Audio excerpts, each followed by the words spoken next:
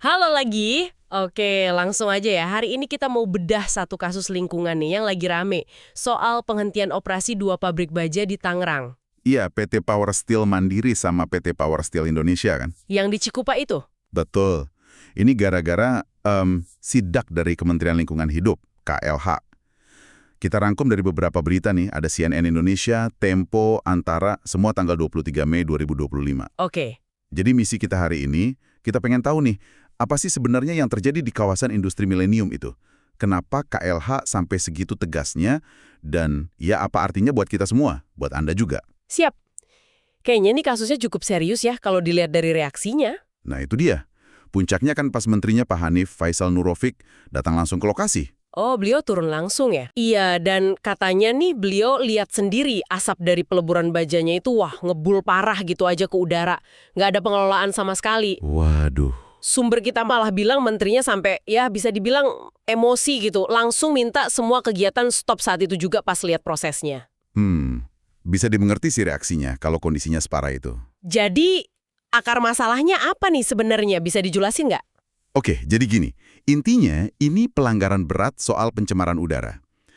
Secara teknis ya, proses peleburan baja di tungku atau furnace itu harusnya ada semacam penutup atau penangkap asap raksasa.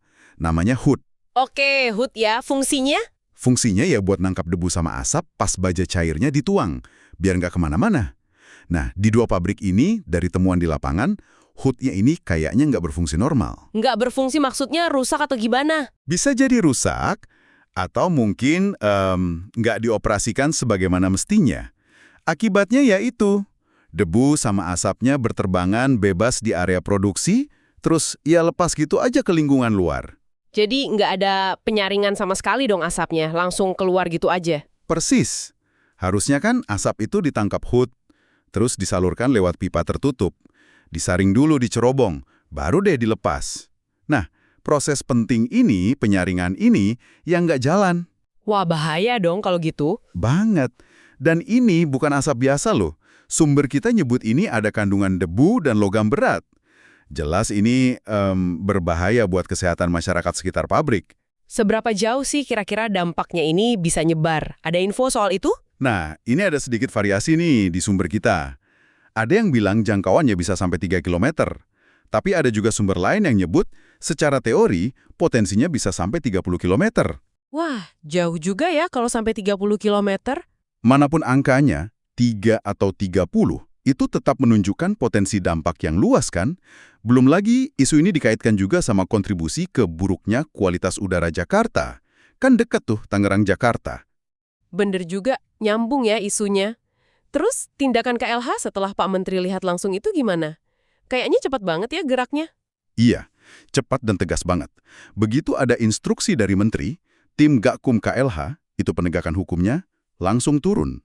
Langsung saat itu juga? Iya, mereka bahkan sampai pakai pengeras suara loh, buat minta semua karyawan di bagian produksi itu berhenti kerja. Saat itu juga. Serius? Sampai pakai pengeras suara? Serius. Terus langsung dipasang plang segel sama garis kuning Gakum itu di pintu masuk area produksinya. Jadi benar-benar disegel. Wow. Ada juga momen menarik, menterinya itu sempat menegur langsung penanggung jawab lingkungan di kawasan industri milenium itu. Ditegur soal pengawasan yang dinilai, ya lemah lah. Kena juga ya pengelola kawasannya. Terus konsekuensi buat perusahaannya sendiri gimana nih? Pasti berat ya? Oh, jelas berat. Ini bukan cuma teguran biasa. Operasionalnya itu dihentikan total, sama sekali nggak boleh jalan. Selama Proses penyelidikan dan penyidikan dari Gakum KLH ini berlangsung. Dan ancaman hukumannya juga nggak main-main. Ini bisa masuk pidana lingkungan. pidana, penjara gitu. Iya, bisa penjara antara 3-5 tahun atau denda materi yang pasti besar. KLH nuntutnya jelas. Mereka harus perbaiki total sistem pengelolaan emisinya. Sampai benar-benar standar, baru boleh mikir buat operasi lagi. Jadi semacam ultimatum ya? Perbaiki dulu baru boleh jalan? Betul. Dan ini juga jadi sinyal keras, semacam peringatan lah buat pabrik-pabrik lain di kawasan itu. Kan katanya ada ratusan pabrik di sana. KLH lagi fokus banget nih sama isu polusi di area Tangerang. Oke, jadi ini efeknya bisa lebih luas ya, nggak cuma kedua pabrik ini aja. Nah sekarang, kenapa ini penting buat Anda yang dengerin? Mungkin mikir, pabriknya kan jauh. Justru itu, kasus ini tuh contoh nyata banget. Gimana aktivitas industri, ya dimanapun lokasinya, itu bisa punya dampak langsung ke udara yang kita hirup bareng-bareng. Mungkin nggak kerasa hari ini, besok, tapi akumulasinya itu. Iya juga ya, udara kan nggak kenal batas wilayah. Betul.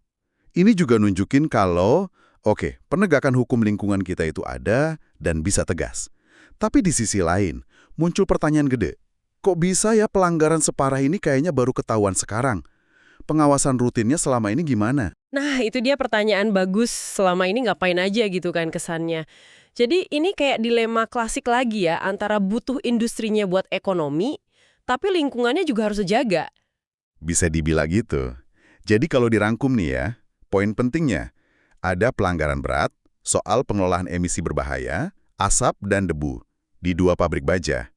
Dampaknya jelas, pencemaran udara langsung ke lingkungan, potensinya bahaya buat kesehatan orang banyak. Oke, Pemerintah, lewat KLH, ambil tindakan super tegas, operasi di stop paksa, ada ancaman pidana, dan syaratnya mutlak.